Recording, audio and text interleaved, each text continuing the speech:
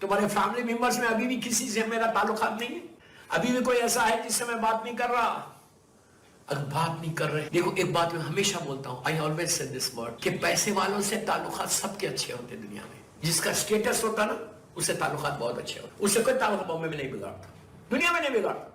کیوں بگاڑے گا؟ ڈرتا ہے کہ کہیں اگر اس سے تعلقات بگاڑے گا تو میرا پرابلم ہو جائے گا، یہ میرے کبھی بھی ہیلپ کرنے کے لیے آ جائے گا. تعلقات، ریلیشن شپ ہم کس سے بریک کرتے ہیں؟ جو غریب ہے، جو مسکین ہے، جو ہیلپ لیس ہے، جس کا دنیا میں سٹیٹس نہیں ہے، but he is my brother, he is my brother, وہ میرا بھائی ہے. تعلقات، ریلیشن شپ کو مینٹین کرو اپنے غریب رشتہ دار کے ساتھ. یہی وہ عمل ہے جو تم کو مرنے کے بعد سب سے زیادہ کام ہے. میں افسوس سے بول رہا، ویری سیڈ ٹو سے دس، کتنی فیملیز کو میں جانتا ہوں، کتنے لوگوں کو جانتا ہوں کہ وہ اس سے بات نہیں کر رہے، اس سے تعلق نہیں ہے، اس سے تعلق نہیں ہے، اس سے تعلق نہیں ہے. اینڈ دے سے کہ وی آر ریئلی مومن، ہم بہت امام کے چاہنے والے. چیک کرو یہ سر، کوئی میں نے مارکیٹ پلیس یوز نہیں کری. غریب کی مدد، رشتہ دار سے تعلقات کو ملانا. اگر تم نے کسی غریب رشتہ دار سے اپنے ریلیشن شپ کو مینٹین کیا، اگر تم ناراض ہیں اور تم نے اس سے مل لیا، تو یہ ہے سری الرضا. اس کے بعد اللہ تم سے جلدی راضی ہو جائے. لیکن اللہ اس سے کبھی راضی نہیں ہوگا جو اپنے غریب رشتہ دار کو چھوڑ کے اللہ کی بارگاہ میں آ کے بول رہا یا سری الرضا، اللہ تو جلدی راضی ہو جا. وہ بولے گا بابا تو بھی تو راضی ہو جا، تو بھی تو کسی سے راضی ہو، تمہارا فلاں رشتہ دار فلاں. ہمارا پرابلم یہ کہ کوئی ہمارے گھر پہ اس لیے کہ میرا سٹیٹس ہے، میرے گھر پہ کوئی آ نہیں سکتا بغیر پرمیشن کے. وداؤٹ پرمیشن آ ہی نہیں سکتے. کیوں نہیں آ سکتے؟ اس لیے نہیں آ سکتے کہ میرا سٹیٹس ہے، وہ غریب ہے. ایسا مت کرو. گھر بناؤ، بہترین گھر بناؤ، لیکن مہمان کی عزت کرو. یہ امام علی علیہ السلام کا جملہ ہے. مولا کہتے ہیں کہ بڑا گھر بنانا کوئی بری بات نہیں ہے، بنگلہ بنانا کوئی بری بات نہیں ہے، لیکن اس میں مہمان کی عزت کرنا، ذکر الہی کرنا، یہ سب سے بڑی بات ہے. دوستو، سورہ مبارک الرحمن میں اللہ نے احسانات کا ذکر، اور وہ عام طور پہ نہیں کرتا. قرآن مجید میں 114 سورے ہیں، 114 سورات ہیں. کسی میں کہیں بھی اللہ نے نہیں کہا کہ I did this, I did this, I did this, I did this. صرف اللہ بول سکتا ہے کہ میں نے کیا. صرف اللہ بول سکتا ہے یہ میں نے کیا، I did this. لیکن ہم بولتے ہیں، ہم کو رائٹ نہیں. یہ غرور ہے، یہ تکبر ہے، یہ پرابلم کرے گا تم کو مرنے کے بعد کہ میں نے کیا، میں نے کیا، میں نے کیا، میں نے کیا. یہ چیز کو بند کرو. کہیں نہیں کہا، صرف اس میں کہا، صرف سورہ مبارک الرحمن میں کہ فَبِأَيِّ آلَاءِ رَبِّكُمَا تُكَذِّبَانِ. کن کن نعمتوں سے تم انکار کرو گے. ہمیشہ اللہ کا شکر ادا کرو. جتنا تم تھینک یو بولو گے اللہ کو، اتنا اللہ تمہاری نعمتوں میں اضافہ کرے گا، اللہ تمہاری نعمتوں میں بڑھا دے گا، اللہ تم کو ایک سٹیٹس دے گا. اس لیے کہ یو ہیو ٹو سے تھینک. ہم دنیا میں بچوں کو سکھاتے ہیں، ہم اپنی اولاد کو سکھاتے ہیں کہ اگر کوئی تم کو کینڈی دے، کوئی کینڈی دے بچے کو، واٹ وی سے، جیسی کینڈی لیتا بچہ کیا بولتا؟ Thank you sir, thank you uncle بولتا ہے. اگر نہیں بولے گا تو آپ بولتے ہیں بیٹا بولو تھینک یو بولو. کیوں؟ جو نعمتیں مل رہی، جو اللہ نے ہم کو پوری زندگی دی، اس کا شکریہ کیا ہے؟ روزانہ 2 رکعت شکر کی نماز پڑھو. شکر کی نماز ویری سمپل. نیت کرو میں 2 رکعت شکر کی نماز پڑھتا ہوں قربتاً للہ. بس میں 2 رکعت شکر کی نماز پڑھتا ہوں قربتاً للہ. بالکل فجر کی نماز کی طرح نماز پڑھو. نماز ختم ہوئی، 2 رکعت 3 منٹ، نماز ختم ہوئی، مظلوم بیوی کی تسبیح پڑھنا، ضرور پڑھنا تسبیح. آہستہ آہستہ اللہ اکبر 34، الحمدللہ 33، سبحان اللہ. پڑھنے کے بعد ہاتھوں کو اٹھا کے بولو اللہ تیرا شکر، پورا دن گزر گیا، تیری نعمتوں کے ساتھ گزرا، تیری رحمتوں کے ساتھ گزرا، تیری بلیسنگ کے ساتھ گزرا، تیرے کرم سے گزرا. I'm healthy and wealthy. میں صحت کے ساتھ ہوں، عزت کے ساتھ ہوں. یہ سب سے بڑا کرم ہے پروردگار کا. روزانہ 2 رکعت شکر کی. اور ایک چیز یاد رکھو، یہ بھی شکر ادا کرو کہ اللہ تیرا شکر ہے کہ تو میرے ماں باپ کو سلامت رکھا. سب سے پہلے امام کا شکر ادا کرو. اللہ کا بولو کہ اللہ تیرا شکر ہے کہ تو نے اپنے محبوب ترین بندے، تیری رحمت، نعمت، برکت، تیرا کرم سے تیری آخری حجت میرا امام سلامت ہے، ان کی سلامتی کی دعا کرو. شکر ادا کرو کہ امام میرے سر پہ ہے. بسم اللہ الرحمن الرحیم، اللہم صلی علی محمد و آل محمد وعجل. بولو اللہ تیرا شکر ہے کہ تو نے میرے امام کو سلامت رکھا. اس سے تمہاری ہیلتھ صحیح رہیں گی. اس لیے کہ امام پلٹ کے تمہارے حق میں دعا کرے گا. امام پلٹ کے تم کو بولے گا کہ اللہ اس کو بھی سلامت رکھا. آپ سوچو 5 سال بعد رحمت کی دعا، تمہارے اوپر رحمت آئے گی. اس کے بعد شکر ادا کرو اپنے ماں باپ کا، اللہ تیرا شکر ہے. اس کے بعد شکر ادا کرو کہ اللہ تیرا شکر ہے کہ تو نے مجھے امت محمدی میں پیدا کیا، اللہ کے رسول کی امت میں پیدا کیا. یہ شکر ادا کرو ایوری ڈے. الحمدللہ الذی جعلنی من امت محمد صلی اللہ علیہ وآلہ. اللہ تیرا شکر ہے کہ تو نے مجھے امت محمدی میں پیدا کیا. اس کے بعد شکر ادا کرو کہ پروردگار تیرا شکر ہے کہ تو نے میرے دل میں ولایت امیر المومنین علی ابن ابی طالب علیہ السلام دی. سب سے بڑی رحمت ہے، سب سے بڑی نعمت ہے. اس سے بڑی کوئی نعمت نہیں. بسم اللہ الرحمن الرحیم الیوم اکملت لکم دینکم واتممت علیکم نعمتی ورضیت لکم الاسلام دینا. قدیر کیا ہے جب من کنت مولا فہذا علی مولا کا اعلان ہوا, اس کے بعد یہ آیت ہے کہ آج دین مکمل ہو گیا, نعمتیں تمام ہو گئی, نعمتیں تمام ہوئی ولایت امیر المومنین کے اوپر جو سب سے بڑی نعمت. آج آپ کو اندازہ نہیں ہے, you don't understand what I am saying. آج آپ کو دنیا میں اندازہ نہیں ہے, جب آنکھ بند ہوگی, جب گریف کے اندر جاؤ گے, لحد کے اندر جاؤ گے, اپنی قبر میں آرام باغ میں جاؤ گے, اس وقت جو سب سے بڑی چیز جو تم کو نیچے اندھیرے میں بیٹا لٹائے کے گریف کو بند کرے گا, اس وقت جو سب سے بڑی چیز کام آئے گی وہ ولایت امیر المومنین کام آئے گی اور آزاداری حسین. یہ سب سے بڑی نعمت ہے جو اللہ نے ہم کو دی ہے, ہم کو دی ہے, یہ سب سے بڑی نعمت ہے. اس کے بعد آزاداری حسین ہمارے حصے میں آئی, ہم کو موقع دیا اللہ تو نے کہ ہم ذکر حسین کر سکے, گھر میں آزاداری کر سکے. یہ اللہ کا شکر ہے. تین ہو گیا, چوتھا شکر ادا کرو. یہ تیرا شکر ہے کہ تو نے میرے ماں باپ کو, آج جس مرحومہ کی مجلس سے میں ان کی اولاد کو بول رہا ہوں, ان کی بچوں کو بول رہا ہوں کہ تم شکر ادا کرو کہ تمہاری ماں نیک تھی, ماں پاک اور پاکیزہ تھی. اس نے پاک اور پاکیزہ ہونے کی وجہ سے اس نے تم کو پاکیزہ طریقے سے دنیا میں لایا, جس کی وجہ سے ولایت امیر المومنین اور آزاداری حسین تمہارے حصے میں آئی. اور یاد رکھو دعا کرنا, پلیز غور سے سنا, آج کی امپورٹنٹ مجلس ہے, جنریشن کے لیے دعا کرنا کہ پروردگار, میرے کریم پروردگار, ہماری نسلوں میں, ہمارے جنریشن میں ولایت امیر المومنین اور آزاداری حسین رہے, جس کی وجہ سے ہم کیری کریں تا ظہور امام, ہمارے جنریشن میں امیر المومنین کی ولایت اور آزاداری حسین ہمارے حصے میں رہے. جو مجھے ٹاپک دی گئی اسی پہ آ رہا, میں مجھے کہا گیا کہ میں آج کی اس مجلس میں ول کے اوپر پڑھوں, وصیت. ابھی میں نے ایک مجلس پڑھی ہے بامبے میں لاسٹ فرائیڈے کھوجا مسجد میں رات میں, وصیت کے اوپر. وصیت سب سے امپورٹنٹ چیز ہے. وصیت کس کو بولتے ہیں؟ وصیت یعنی آپ ول لکھ رہے کہ جب انسان مر جاتا تو اس وصیت پہ عمل کرتا, اور اسلام اس پہ بڑا زور دے رہا. اسلام یہ بول رہا کہ وصیت پہ عمل کرنا لازم ہے. لاسٹ ول پہ آپ ول لکھنا. اس میں وصیت یہاں تک پانچویں امام محمد باقر علیہ السلام کا ارشاد ہے کہ وصیت ہمیشہ لکھ کر اپنے تکیے کے, اپنے پلوں کے نیچے رکھو.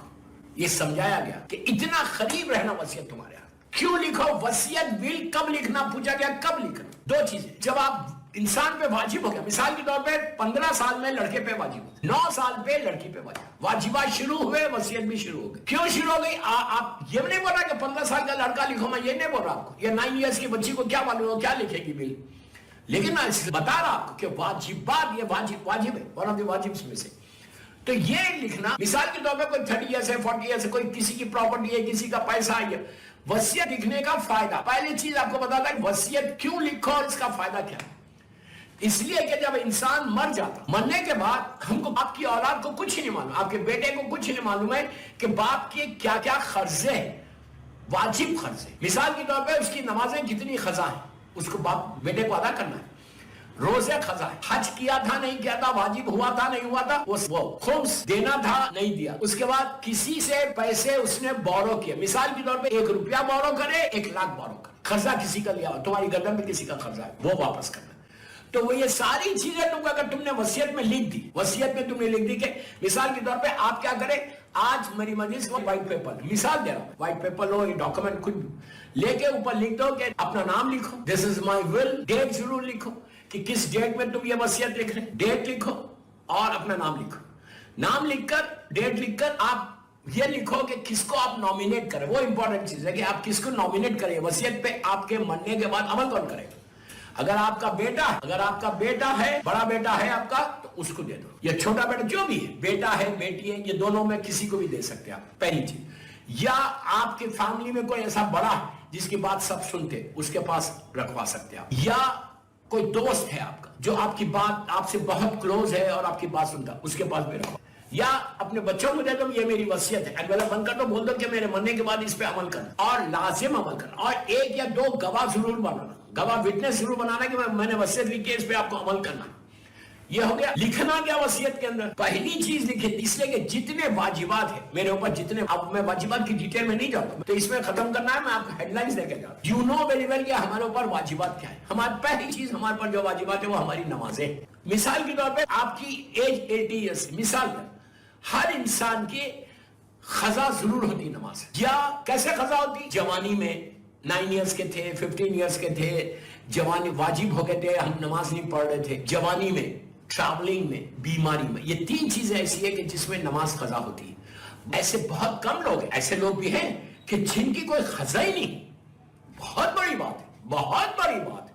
तो ये कर वाजिबात पे अमल करने का ये वसीयत का पहला हिस्सा। सबसे पहले लिखो नमाजें अप्रॉक्सीमेटली आप रोज नमाज पढ़ते, लेकिन कितनी ऐसी नमाजें होंगी जो आपको याद भी नहीं होंगी, जो आपको खजा थी आपने अदा नहीं की। उसमें आप लिख दो कि अप्रॉक्सीमेटली 10 इयर्स की मेरी नमाज अदा करो। मिसाल की 10 साल के मेरे बेटे को, जिसको भी आप नॉमिनेट करें, 10 साल की नमाज। मिसाल के तौर पर 10 साल के रोजे आप रोजे रखते हैं, हो सकता है आपकी जवानी में भूल गए, ट्रैवलिंग में, बीमारी में।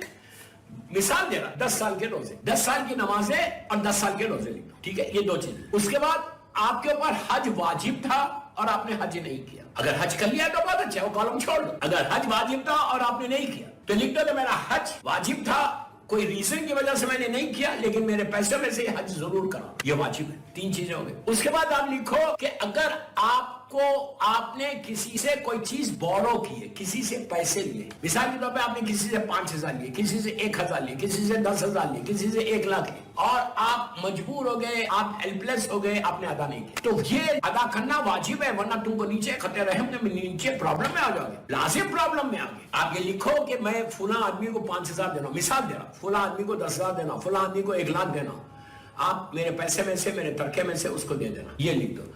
उसके बाद आप ये लिखो कि अगर तुम किसी से, तुम्हारा पास किसी की अमानत है, मिसाल के तौर पर कोई तुमको लाके 1,000 रुपए दिया या 1 लाख दिया, दे के बोला तुम अपने पास रखो, और तुमने अपने पास रखा, तुमने कहीं लिखा नहीं, और जो है तुमको हार्ट फेल हो गया, तुम मर गए, तो 1 लाख उसकी अमानत है, आपके बच्चे पता नहीं करेंगे, तो आप पे आपको लाजिम है कि अपने विल में लिखो कि फुला आदमी की अमानत मेरे पास है।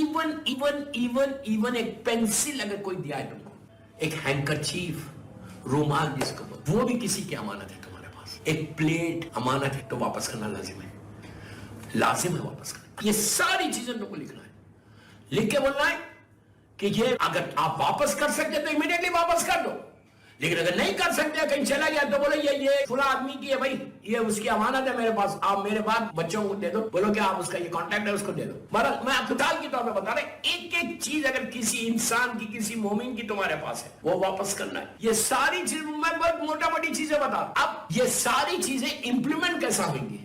नमाजें पढ़ाएंगे तो इजारे में पढ़ेंगे तो पैसे कहां से आएंगे, रोजे के पैसे कहां से आएंगे, हज के पैसे कहां से आएंगे, लोगों के पैसे कहां से? तो अब क्या करना, आप ये लिखना, मिसाल के तौर पे आपके बैंक में आपके पास पैसे हैं, अब ये औलाद के लिए बोल रहा हूं, औलाद उनके बच्चों के लिए बोल रहा हूं कि जो वसीयत लिख रहा कि आप अगर किसी का बाप मर जाए या किसी की मां मर जाए, उस औलाद अब वो फ्लैट नहीं ले सकती। हुक्म क्या है कि सबसे पहले, मिसाल दे रहा, 2 लाख हज के निकाली, मां ने लिखा था वसीयत में कि मैं उसको 5 लाख देना, मिसाल दे रहा, उसको 5 लाख देना, उसको 10 लाख देना, उसके 10 साल की नमाजों के इजारे के पैसे रख दो, रोजे के पैसे रख दो, और अगर किसी से बोरो किया हुआ है वो रख दो। उसके बाद तरका तकसीम होगा, उसके बाद औलाद का, बेटे का हक, बेटी का हक बाद में होगा, लेकिन पहले नहीं होगा। पहले मां के जो भी मरा, मां हो या बाप, भाई हो या बहन, जो भी मरा, जो भी वसीयत लिखा, उसकी वसीयत पे अमल करना।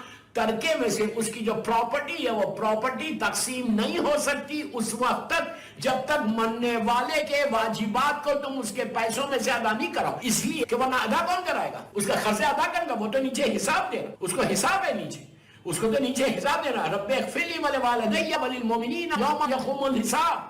समझ में आई ये नमाज, ये बेहतरीन नमाज, 2 रकअत नमाज, नमाज मग़फ़िरत वालिदैन, शब जुमा क़ुर्बतन इलल्लाह। पहली रकत में 1 अलहम और 10 मरतबा बोलना है, बिस्मिल्लाहिर्रहमानिर्रहीम, रब्बे इग़फ़िरली वलिवालिदैया वलिल मुमिनीना यौमा यक़ूमुल हिसाब, कि परवरदिगार तू रहम कर मेरे माँ बाप के ऊपर, मोमिनीन के ऊपर, उनके हिसाब में। हिसाब लेना आता है, देना नहीं आता। कभी तसव्वुर कर कि हिसाब भी देना है, रात में सोते वक्त ख्याल आता कि मुझे हिसाब देना है, वसीयत यही है, कल मैं मर जाऊंगा तो पहली रात में मुझे हिसाब देना है, मुनकिर और नकीर आएंगे, एक एक चीज पूछेंगे, उसका हिसाब देना है। और यहां पे भी है रोज़ महशर, डे ऑफ जजमेंट में भी देना। तो ये सबसे इंपॉर्टेंट चीज कि इंप्लीमेंटेशन ऑफ द विल कैसा होगी, उसके तरके में से जाएगा, उसके हिसाब में से, उसका जो भी पैसा। अगर मिसाल के तौर पे मां का 1 रुपया नहीं है, फ्लैट है, फ्लैट उस वक्त बेचना है, अदा करना है, फ्लैट बेचना है, पहले माँ बाप के खर्चा करो, पहले खर्चा अदा करो। या बेटा ये बोलते, बेटा वेल ऑफ है, वो बोलते ठीक है, माँ का ये पूरा जो खर्चा है, नमाज रोजे का, हज का, उसके पैसों का 20-25 लाख है, اب میرا شیئر ہے سمجھو 50 لاکھ, تو میں پہلے 25 لاکھ اس کو دے دیتا ہوں قرضہ ادا کر, اس کے بعد آپ فلیٹ بیچو اور آپ بعد میں 25 لاکھ اس میں سے لے لو اگر آپ فلیٹ بیچنا نہیں چاہ رہے. بٹ آپ رہ نہیں سکتے, پہلے ماں کا قرضہ ادا کرو, باپ کا قرضہ ادا کرو, بھائی کا قرضہ ادا کرو, بہن کا قرضہ ادا کرو. اگر وصیت نہیں لکھیں گے آپ تو آپ کے بیٹے کو کیا معلوم ہے کہ آپ کا قرضہ کتنا ہے؟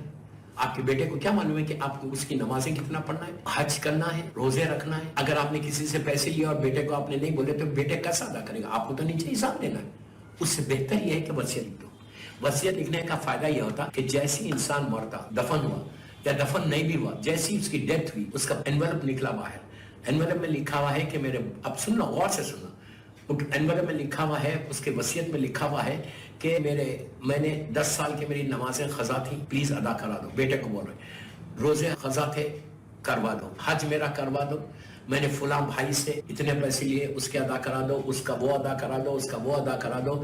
کتنے رشتہ داروں سے میرے تعلقات نہیں ہیں, ان کو سوری بول کے معافی دلا دو.